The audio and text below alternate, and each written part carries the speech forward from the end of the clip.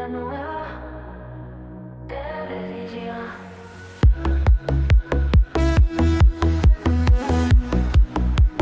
Hola, hola, muy buenas, ¿qué tal? Bienvenidos al programa. Mi nombre es Iván Paredes y estamos en el canal Neo TV.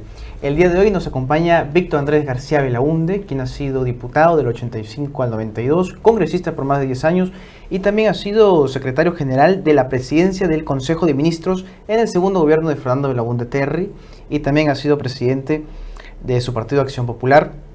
Es abogado de profesión e historiador de afición. ¿Cómo está, señor Belaunde? Muchas gracias por venir. Muchas gracias. Eso de afición es verdad. Solamente afición.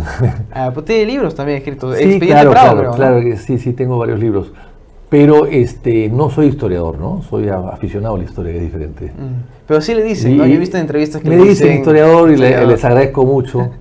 Pero no tengo una formación de historiador, ¿no? Sino soy un amante de la historia nada más, ¿no? Y bueno, y como buen amante tengo que producir un poquito.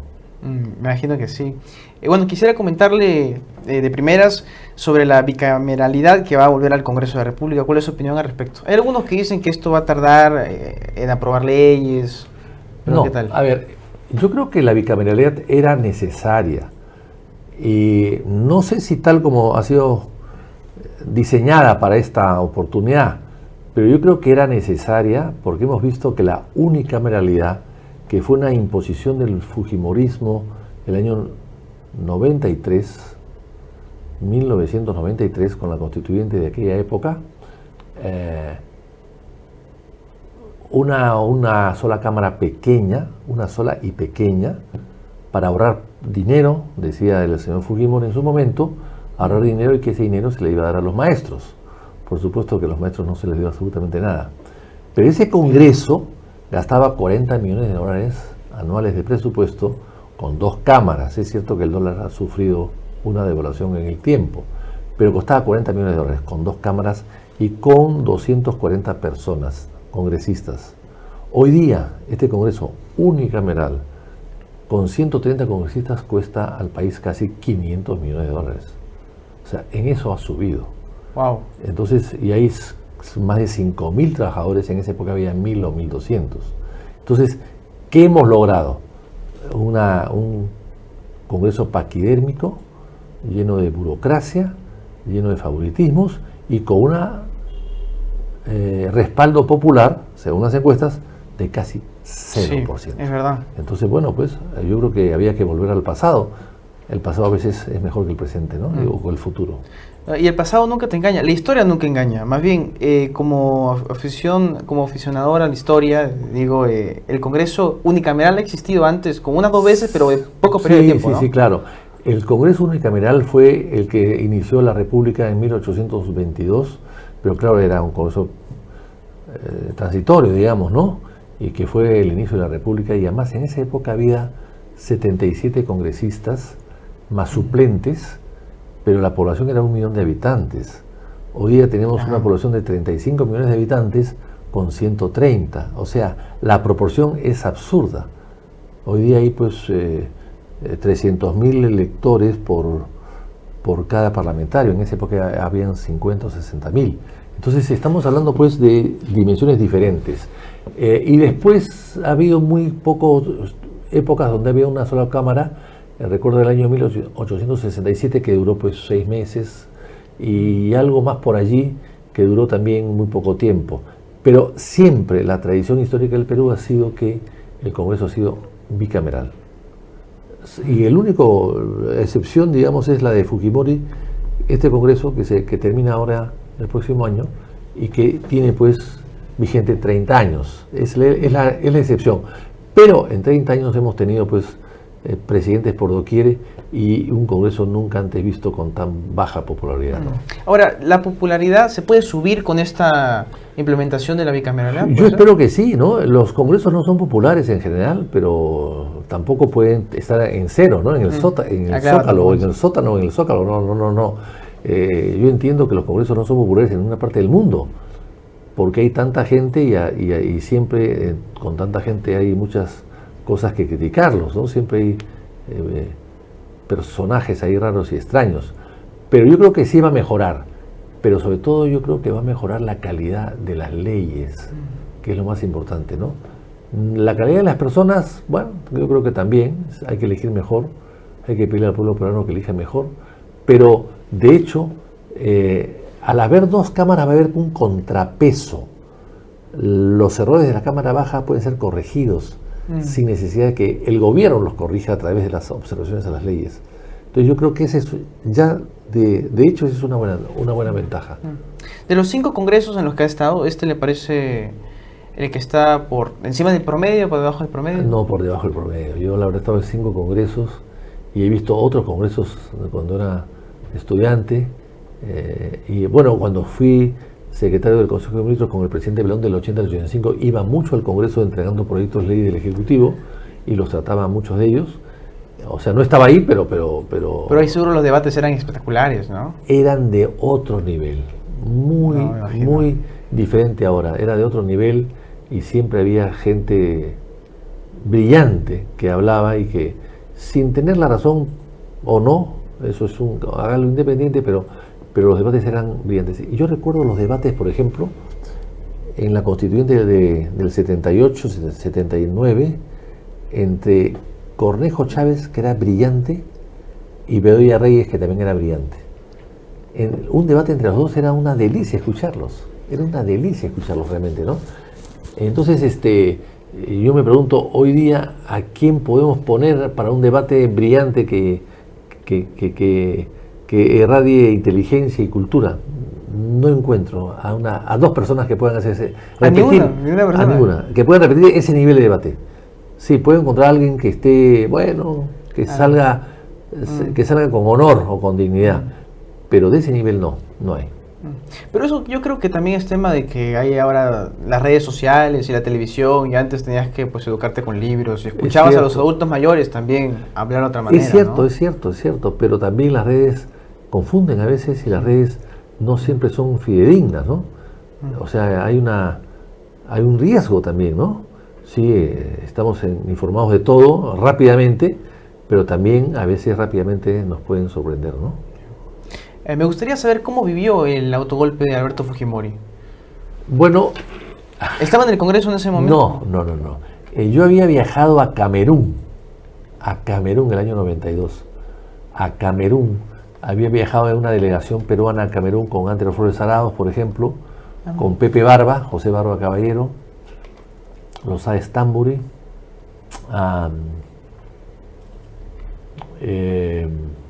y alguien más. Y nos agarró el golpe, Antero Flores Arauz, creo que ya lo dije, y nos agarró el golpe en Camerún. Buscamos ahí una embajada peruana, no había embajada peruana en el Camerún. Se sabía que Camerún había buen fútbol, pero nada más. Yo sé que había una buena selección de fútbol. Sí. Y recurrí a la embajada de Brasil para comunicarme con Lima, y bueno, me enteré de las cosas, me ayudaron bastante, y empezamos a regresar.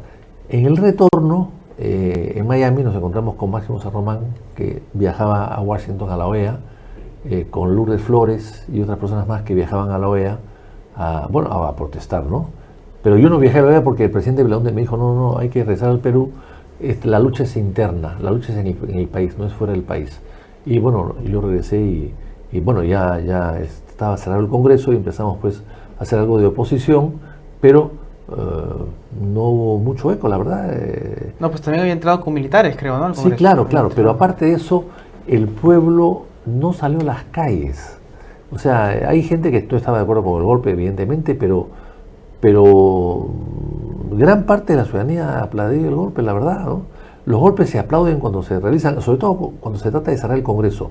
No es lo mismo cuando es un golpe de Estado completo, donde el Ejecutivo es el que sale.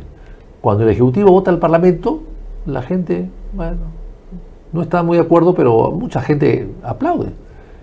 Pasó con Fujimori, pasó con Vizcarra. Sí, ¿verdad? Con Vizcarra mucho más. Aplaudieron mucho más. También sí que salieron a las calles a pedir que Vizcarra vuelva, y bueno, no volvió Vizcarra, volvió o entró Sagasti, ¿no? Y Merino, que lo sacaron. Y Merino, ¿no? Pero lo cierto es que los golpes de Estado, en el caso de Velasco, cuando sacó a Belaúnde, yo salí en las calles a protestar y estuve detenido y enjuiciado por la Fuerza Armada, por ataque a la Fuerza Armada, pero sí hubo una protesta, no muy grande, pero sí hubo una protesta. ¿Cuántos años tenía ahí? 18 años. Entonces, y perdió 2 costillas, etcétera. Pero después ya no ha habido golpes militares, ha habido golpes civiles contra el Congreso, ¿no?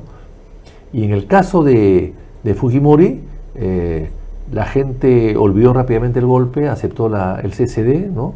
Y hubo constituyente, y bueno, y todo siguió adelante. Y además cayó, después del golpe del 92, cayó Ismael Guzmán. Entonces eso le dio cierta justificación y popularidad a Fujimori para quedarse en el poder y convocar a una asamblea constituyente para quedarse. Porque en realidad era para quedarse, no era para modificar la constitución, porque no le caía mal a nadie, pero él quería quedarse y por lo tanto la justificación era lo que siempre hacen los dictadores: cambia la constitución para quedarse, ¿no? Eso lo hizo Chávez, lo hizo Castro, lo hizo Ortega, etcétera. Es algo que suele suceder.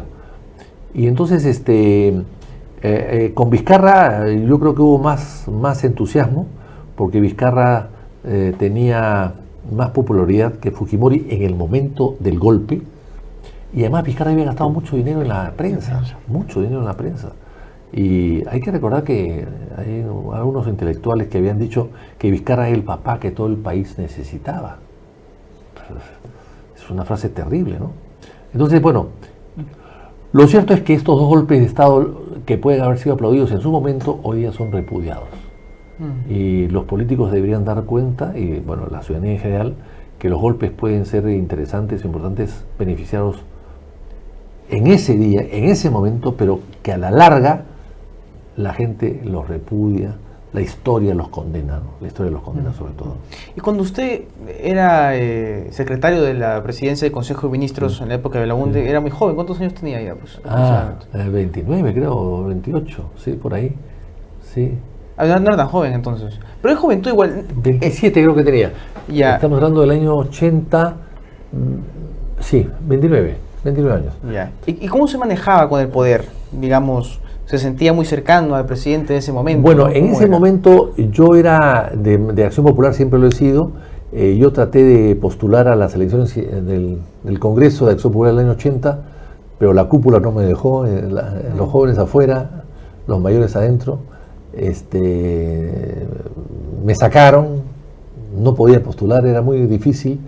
Y entonces me quedé fuera, y el año 80, cuando Belaúnde llegó al poder, el 18 de mayo fue las elecciones, el 19 que estuve con él, me dijo si tenía tiempo para dedicarme a hacer la transferencia de mando como secretario de la presidencia, de facto en ese momento.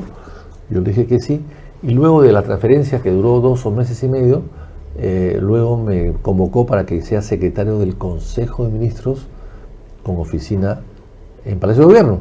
Así que le acepté con mucho gusto. Claro, ese tipo de cargos que es de mucha confianza y de mucha responsabilidad, yo lo acepté, pero ese cargo hoy día hubiese sido imposible que yo lo tenga, porque no había nepotismo. Claro, me imagino que sí. La ley de nepotismo viene después, por el abuso, pues, que significaba, ¿no? Sí. Pero yo he recordado eso ayer o anteayer, el sueldo mío, quiero decir, el sueldo mío en esa época era $200 mensuales. Y el sueldo del presidente Belaúnde, que era mi jefe directo, era $250 mensuales. Hoy día la presidenta se ha subido el sueldo a $10,000. O sea, de 250 a $10,000.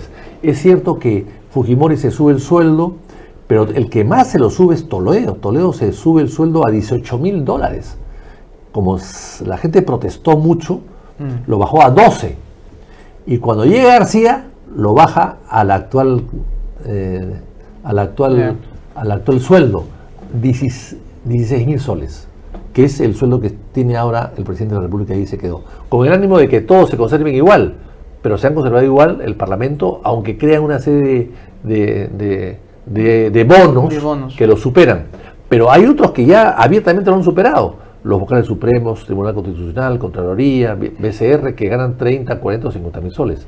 Eso sí, la idea siempre ha sido que el primer magistrado, el primer mandatario de la nación, sea un sueldo elevado, y a partir de ahí hacia abajo el resto de la burocracia, no hacia arriba. En el Perú es al revés.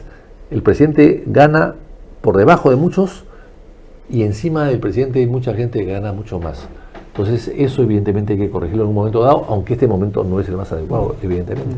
¿Cómo ven las próximas elecciones que se vienen, con tantos partidos que hay? No todos seguramente tienen candidatos presidenciales. Yo espero ¿no? que el jurado, con ley o sin ley, depure algunos partidos fachada y fantasmas y fraudulentos, ¿no?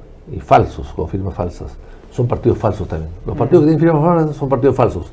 Y son partidos, además, cascarón. Adentro no hay nada. Son ellos y sus amigos y nada más. Yo espero que el jurado, con ese criterio de conciencia que le asigna la Constitución para poder resolver sus casos, que no lo hace la Constitución, esa atribución no se la da ni al fiscal, ni a la Fiscalía, ni al Poder Judicial, pero sí se lo da al jurado, para que resuelva rápidamente, interpretando la Constitución, una interpretación amplia que permita que resuelva los casos sin que se revisen después. Yo espero que el jurado resuelva y saque de carrera a muchos partidos que han falsificado firmas, que queden muchos menos y que las elecciones van a ser mejor para todos. Ahora, hablando de partidos, el Partido de Acción Popular ha tenido 4 presidencias, ¿no? 2 veces el presidente de la UND Terry, Manuel Merino, Paniagua. Merino fue una cosa fugaz, ¿no? Una cosa fugaz. Pero eso es porque no recibió suficiente apoyo del Partido de Acción Popular. A ver, hubo un sector del partido que no estaba muy de acuerdo con Merino, que ya se fue del partido, ¿no? Que era Lescano y Mesías los principales, ¿no? Y esos ya se fueron del partido. No estaba muy de acuerdo con esto, yo no sé por qué, pero evidentemente no estuvieron muy de acuerdo con eso. Hicieron declaraciones en contra de Merino, inclusive en su momento. Pero lo cierto es que Merino estaba donde tenía que estar, claro, y asumió el cargo porque no le quedaba alternativa. Hubiese sido él o cualquiera. También es así que él sale, renuncia, elige a un nuevo presidente del Congreso, que es el que preside la República, la presidencia de la República. O sea que él cumplió con la ley. Él fue una sucesión constitucional abrupta, inesperada, inoportuna, a destiempo, lo que queramos, pero fue constitucional. Y él era de Acción Popular. Claro, el partido 100% no se la jugó por él, por estas disidencias que había, pero hoy día el tiempo ha demostrado que él hizo bien, que se sacrificó, que fue un encargo muy espinoso y que lógicamente tuvo que renunciar, ¿no? Pero vino Sagasti de las mismas fuentes del Congreso, con la misma metodología. Si Sagasti lo pudo hacer y nadie lo ha criticado, ¿por qué van a criticar a Merino? Si es exactamente la misma circunstancia. Pues. Y ahora muchos lo acusan de las muertes que hubieron en las protestas. Bueno, pero han habido más muertes con Sagasti y nadie lo acusa. O sea, yo creo que las muertes son funestas, evidentemente, ¿no? Ningún gobernante quisiera tener muertes de una naturaleza. Ahora, también hay que reconocer que no se ha establecido todavía cómo murieron esas personas. Que yo he participado mucho en revueltas y en marchas. Siempre hay filtraciones, y de delincuentes que van a buscar provecho, de algún tipo de provecho. Y bueno, entonces hay problemas a veces entre los propios delincuentes que participan en una protesta, que son minoría, pero que participan. A mí me han pasado varias veces. Yo recuerdo que cuando hicimos una manifestación contra el gobierno militar por el tema de la prensa, la expropiación de la prensa, yo tenía al lado mío unos delincuentes que me seguían a todas partes y en un momento determinado se desaparecieron y yo los vi que se fueron a la Perla de Lima, a una joyería que hay al frente en la Plaza San Martín, y se fueron con su pata de cabra abriendo, y al final abrieron la joyería, la Perla de Lima, recuerdo su nombre perfectamente bien, abrieron la joyería, entraron y se vaciaron la joyería. Y después fuimos camino a la prensa que quedaba en Baquíjano, ahí en Girón de la Unión, y también, en vez de protestar ante la prensa que había sido tomada por los militares, o sea, para protestar contra la dictadura militar que manejaba la prensa, el diario La Prensa, había también otros bandoleros que con una pata de cabra abrieron la puerta de Monterrey, que existía al frente de Monterrey. Ahora creo que está una tienda, no sé si es Plaza Vea o qué sé yo, pero abrieron Monterrey, que era una tienda que había ropa y había comida, se metieron y salieron con televisores, Bueno, pues siempre en las marchas hay bandoleros que se aprovechan de la marcha para poder sacar provecho de eso. Y yo creo que estos señores Cinti y Ryan eran un poco de ese estilo, porque los dos tenían antecedentes, ¿no? Es una pena que hayan muerto, por supuesto que hay que condenar a la muerte, pero pero tampoco hacerlo héroes porque estaban ahí no para protestar contra Merino, sino para aprovecharse de algo, de alguna circunstancia, ¿no? Claro, no se ha aprobado tampoco. Yo tengo entendido que el alcalde de ese momento no tenía acceso a las cámaras de seguridad o algo así. Las cámaras de seguridad de esa esquina desaparecieron. Qué casualidad. Sí, Qué por eso raro. sucedió. Qué raro. Muy raro. Y ahí, insisto, ahí los policías pueden haber, yo creo que sí, actuaron con exceso, es cierto, pero no creo que hayan sido los autores de la muerte. Por lo menos no se ha demostrado eso hasta ahora. Ahora, ¿qué piensa ahora del Papa que ha vivido 40 años en el Perú y que ha sido nombrado hoy mismo? Bueno, llegó a Chulucanas el Papa, ¿no? No sé si fue el año 84 o 86, y estaba en Trujillo varios años viviendo, y bueno, y después fue obispo de Chiclayo, y luego, y quiere mucho Chiclayo, sé que tiene muy buenos amigos en Chiclayo y lo quería mucho en Chiclayo. Ha sido vicepresidente de la Comisión Episcopal, ¿no? Vicepresidente. Y eso no es cualquier cosa. Y luego Bergoglio, el Papa Francisco, lo jala a trabajar con él en una especie de ministerio de obispos en el Vaticano. De ahí se acerca a todos los obispos, que hoy día, los cardenales que hoy día lo han elegido, se vincula a él, y era un hombre muy cercano al Papa. O sea, es una hechura el Papa Francisco, el Prevot, ¿no? Y lógicamente quizás por eso es que ha sido elegido tan rápido, ¿no? Porque conocía a todos. Él era el contacto, insisto, era una especie de ministro de los obispos.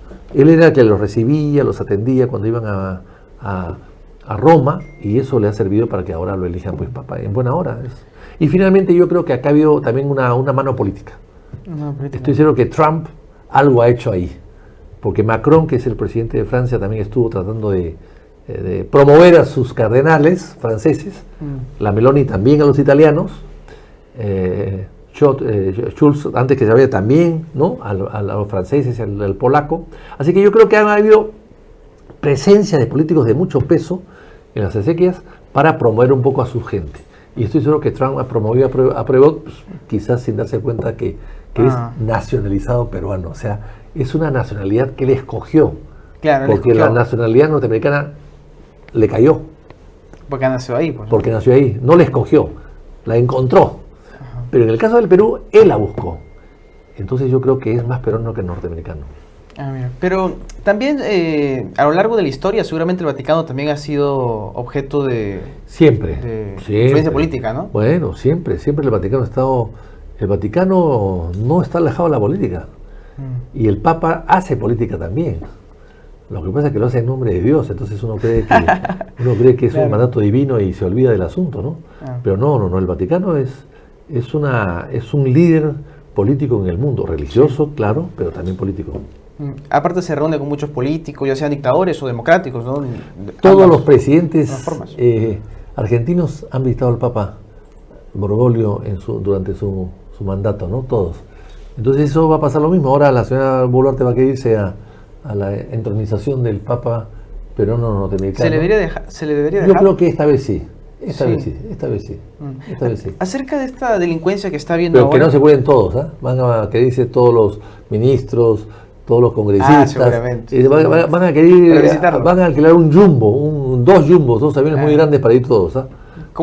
¿Y esta sede que van a hacer en la playa Santa María? Yo creo que ya quedó en proyecto solamente, ¿eh? Sí. Que tengo, sí. Pero era muy posible que lo hiciera, ¿no? Yo creo que el Congreso debe salir de donde está y aprovechar que hay algunos locales militares por ahí sin uso, con poco uso, para hacer ahí un local nuevo, ¿no? Claro, lo que pasa es que nadie quiere construir porque cuesta dinero y es impopular, ¿no? Pero yo creo que el Congreso ya está totalmente tuburizado, es un edificio muy viejo, no tiene mucha seguridad, y por lo tanto debe convertirse en un museo o... ¿Cuál es el edificio muy viejo? ¿El Congreso? ¿El Palacio Legislativo? El Palacio Legislativo se construyó el año 9, se empezó a construir el año 9. El año 9. O sea, parte del palacio es quincha. La parte nueva es lo que es el Senado, que se construyó en los años 30. Y eso probablemente tenga cemento, pero no mucho fierro. Pero la parte de diputados, lo que es el hemiciclo hoy día, es de quincha. En esa época no había cemento. O sea, el Palacio Legislativo se tendría, digamos, que mover a otro lugar, más De- moderno, dejarlo con más eso como seguridad. quizás como algo de ceremonias, pero trasladarse. Lo que ha hecho el TC, el Tribunal Constitucional ha dejado su vieja casona histórica al lado de San Francisco, creo que es Girón Ancash, y está funcionando en San Isidro, es un edificio moderno, que era el Banco Sur Medio de Callao, ahí en la esquina de Javier Claro. Prado con la avenida Arequipa, ¿no? Mm. Pero yo creo que eso tiene que hacerse, tiene que haber un edificio moderno del Congreso que va a costar plata, y claro, nadie quiere gastar plata, pero hay que sacarlo de ahí y dejarlo, llevárselo pues a un lugar diferente, ¿no? No sé si alejado del centro, pero un lugar diferente donde haya fácil acceso, donde no las marchas que lleguen ahí no complican a los vecinos, en fin, ese tipo de cosas, ¿no? Claro. Ahora, entrando en el tema de la delincuencia que está habiendo, ahora en Patas han asesinado a 13 mineros, ¿no? Que ahora se ha descubierto que no solamente los han asesinado, sino que también los han torturado antes, los han carbonizado también. ¿No? ¿Usted cree que los ministros, como por ejemplo el ministro de Defensa o el ministro del Interior, deben ser personas egresadas de la policía, o el ministro de Educación debe ser un profesor? No. ¿O esto puede no, conducir a argollas? no, ¿Cómo no, cree no. usted? Ese es el problema, las argollas, ¿no? Un ministro de Defensa que es militar va a querer favorecer a los suyos que son del ejército. Ahí el problema del ministro de Defensa es que se ha unido la Marina, la aviación y el ejército. Y el ejército siempre ha sido más grande que la Marina y la aviación, y más poderoso. Si tú haces un ministro de Defensa, va a ser militar. No va a ser ni aviadores ni marinos los que puedan gobernar, sino van a ser militares por el peso que tienen. Por eso es que nunca se hizo nunca se hizo un ministerio de defensa, sino que seguía habiendo 3. Y con 3 ministerios funcionó el Perú durante toda su vida. Funcionó en la Guerra de las Malvinas, funcionó en el falso Paquilla, tuvo éxito en la guerrilla del 65. En fin, cuando ha habido conflictos con Colombia o con Ecuador, siempre han funcionado en 3 ministerios y bien. Ahora con el Ministerio de Defensa, donde el ejército tiene mayor presencia y poder, la Marina pasa a segundo plano y la aviación también. Si hay que comprar aviones nuevos, y el Ministerio de Defensa tiene que decirlo, y el Ministro de Defensa es militar, va a preferir comprar tanques antes que aviones. Va a preferir comprar tanques antes que submarinos. Entonces ese es el problema que puede existir. Por eso es que es mejor que no sean de las Fuerzas Armadas los ministros de defensa, ¿no? Que sean civiles, que conozcan el tema, pero que no sean integrantes de ninguno de las 3 instituciones. Igual en el caso del Ministerio del Interior, que antes se llamaba Gobierno y Policía, bueno, antes todos eran civiles y había seguridad. Ahora todos son policías y no hay seguridad. Qué curioso. Entonces algo ha pasado. Claro, un policía que se mete allí y que ve que hay policías que son corruptos, pero que son de su promoción, ¿cómo actúa? ¿Lo saca, no lo saca? ¿Lo sanciona? Es un problema. Por eso es que es mucho mejor que no sean policías los que manejen el ministerio, sino sean personas independientes que puedan tomar decisiones independientes y no sujetas pues a ideas prefabricadas o conductas prefabricadas o compromisos hechos con su institución o su promoción, ¿no? Las promociones, así es, ese es el problema. Sí, cuando su papá lo mandó a España, en el momento que sucedió el golpe, no tengo entendido. Sí. ¿Qué Claro, cosa fue lo que más extrañó de Perú? Me sacó mi padre porque como yo era menor de edad, inimputable en esa época menor de edad, y tenía un ataque, un juicio por ataque a la Fuerza Armada, gobierno militar, entonces mi padre me dijo, te vas hoy porque acá te van a meter de todas maneras, por algún motivo o alguna vía te van a meter de todas maneras, así que mejor. Entonces me consiguieron una beca de Instituto de Cultura Hispánica y me fui a estudiar a España. Entonces me quedé en España 5 años. ¿Qué cosa es lo que más extrañaba? Bueno, pues en el Perú la familia, básicamente, ¿no? La familia y la comida, pero estuve en España muy contento, la verdad. Hace poco estuve en España para celebrar los 50 años con mi promoción en la Universidad de Valladolid, 50 años de egresado de la universidad. Entonces me encontré con todos ellos, algunos ya no están acá, han fallecido o están enfermos, pero el resto de la población estaba intacta y había muchos jueces de mucho prestigio en la promoción y fiscales también, y notarios. Así que ahí me fueron contando sus vidas y me di cuenta pues que había participado yo en una gran promoción que dio mucho lustre a la España actual. Ah, mira, qué bonito, ¿eh? ¿Qué opina del asilo que se le ha dado a Nadine Heredia y que no se le otorgó a Alan García? Mira, el asilo lo otorga el país. Claro. El país que asila, ¿no? Ellos lo otorgan, ellos son los responsables de aceptarlo o de negarlo. A Alan García se lo negaron, a Nadine se lo aceptaron. Bueno, yo, en fin, es una figura muy antigua, muy sudamericana, muy nuestra, que ha estado vigente siempre. Cuando Belaúnde lo votaron, Velasco lo sacó del poder, él quiso regresar y no lo dejaron, pero muchos de sus ministros pidieron asilo y se fueron a vivir fuera. Algunos inclusive murieron fuera, como Pablo Guerguirí, y otros, Sisto Gutiérrez también, pero y otros que después regresaron, como Ulloa, ¿no? Etcétera. Entonces, el asilo se aplica para la persecución política más que todo.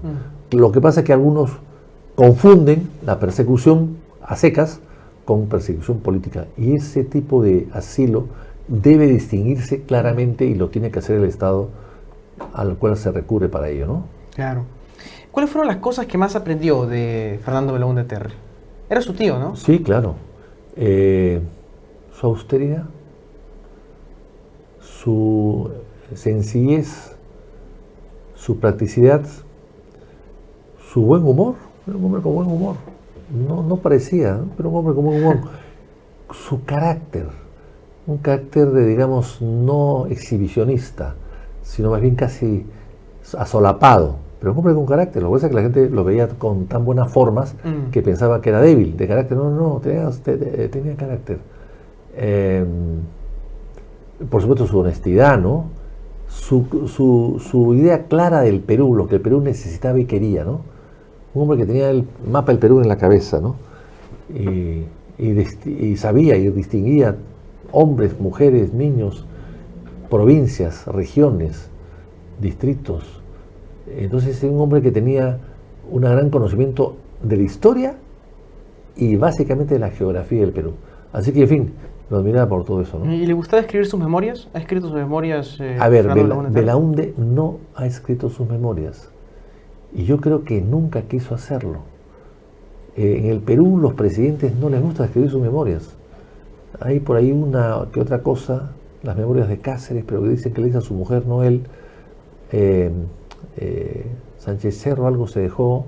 Pero los presidentes en general no hacen sus memorias porque no quieren herir susceptibilidades, ¿no? Tendrían que hablar de cosas buenas y malas, no solamente lo bueno, porque claro, si no, no serían memorias. Y entonces yo creo que son eso, no les gusta decir todo lo que han hecho, todo lo que han dicho, todo lo que han tenido que hacer para llegar a donde llegaron y todo lo que tuvieron que deshacer para mantenerse en el poder, ¿no? Yo creo que por eso es que no hay memorias de presidentes en el Perú, salvo una que otra excepción, pero en general no hay memorias. Y Belaúnde no es la excepción, él no quiso hacer memorias. Él hizo un libro de conversaciones con Chirino Soto, y ahí cuenta muchas cosas, pero claro, fue una cosa hecha con chirinos, pero corregida por Belaúnde, y quitó muchas cosas que le pareció que no tenían que haber. Yo le cuento una anécdota. Yo escribí Los ministros de Belaúnde, un libro donde recojo la biografía de todos los ministros de Belaúnde en sus dos gobiernos. Y él, cuando lo vio el borrador, me criticó algunas biografías. No pongas esto, no pongas lo otro. ¿Qué van a decir su familia? Tiene hijos. Ya entendí. Entonces dije, bueno, el tío, pero yo soy el que escribo, yo soy el responsable, nadie te va a echar la culpa a ti de lo que yo he rajado de uno de tus ministros. No te preocupes. Pero él no estaba convencido. No le gustó. Después, ya cuando publiqué el libro y superó su amargura, me llamaba a pedirme ejemplares para regalarlos, ¿no? Eso es cierto. Pero no, ahí me di cuenta que él no escribiría sus memorias para no herir susceptibilidades. ¿Y usted ha querido escribir sus memorias? No. Tengo tantas cosas que escribir que no sé por dónde empezar. No sé, algún día de repente. Y sobre el expediente Prado, la familia de Prado, por ejemplo, sus tataranietos, sus nietos, seguramente les han quejado, ¿no? Por supuesto. 51 descendientes me iniciaron un juicio. Los 51 descendientes. Sí, no, ahí deben haber más, pero 51 fueron los que firmaron. Fueron al Congreso, presentaron la denuncia contra mí a la Comisión de Ética, diciendo que los había difamado no a ellos, sino había difamado a su abuelo o bisabuelo, porque como prócer de independencia que era, una falsedad por supuesto, había ofendido pues la dignidad y la valentía, la imagen de un prócer de la independencia. Es un prócer de independencia curioso, porque nace después de la independencia. Pero en fin, para ellos era prócer, pues. Ya. Mire, yo tengo acá y quiero saber si esto es cierto. Ya, deje de buscarlo, porque yo obviamente investigo a todos mis invitados, ¿no? Me parece muy bien. No, claro. Eso así se debe hacer siempre, ¿no? Sí, claro. Y espera si lo encuentro acá.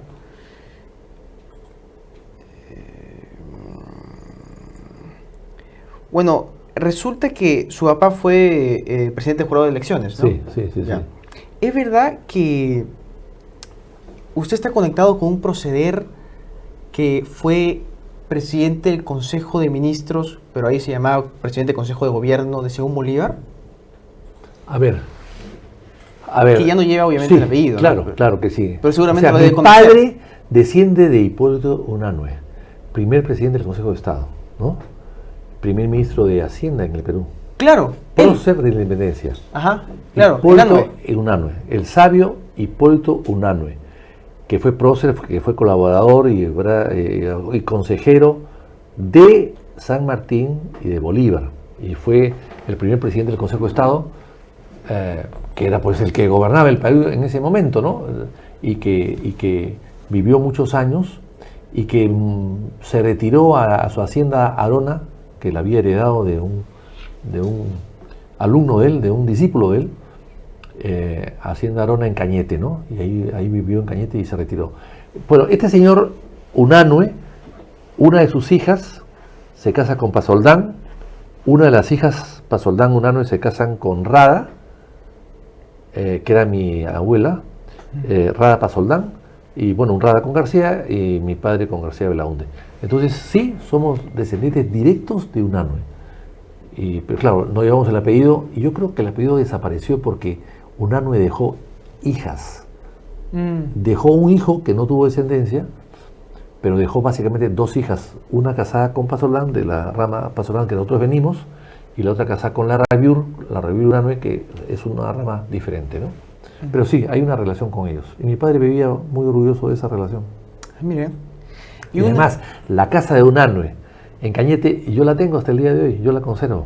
¿Ah, sí? La conservó mi padre y yo la conservo siguiendo instrucciones de mi padre. O sea, usted ¿no? Cuando pasa por ahí está pasando por los pasos de un proceder que estuvo ahí. Sí, claro. Wow.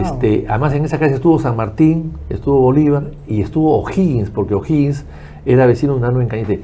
O'Higgins es un personaje interesante porque es un libertador de Chile que salió de Chile muy mal, y el Perú le dio todo, y en el Perú vivió 20 años y murió en el Perú.